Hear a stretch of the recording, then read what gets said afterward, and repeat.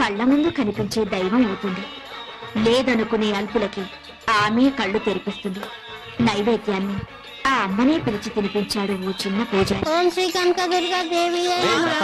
నేను ట్రస్టీ గారితో మాట్లాడొస్తాను. త్వరగా నైవేద్యం పెట్టేసి మేయర్ గారింటికి ప్రసాదం పట్టుకెళ్ళాలి. నేను వేద పాఠశాలకు వెళ్ళాలి, తొందరగా రండి. అవన్నీ తర్వాత, అమ్మవారికి నైవేద్యం పెట్టాకే వెళ్ళు. నేను ట్రస్టీ గారితో ప్లేట్ల కలెక్షన్ గురించి మాట్లాడి వెంటనే వచ్చేస్తాను. ఎక్కువ మంత్రాలు చదవకుండా త్వరగా కానీ పులిహోర పైన జీడిపప్పు కదలకుండా నైవేద్యం పెట్టు. తినమ్మా తిను.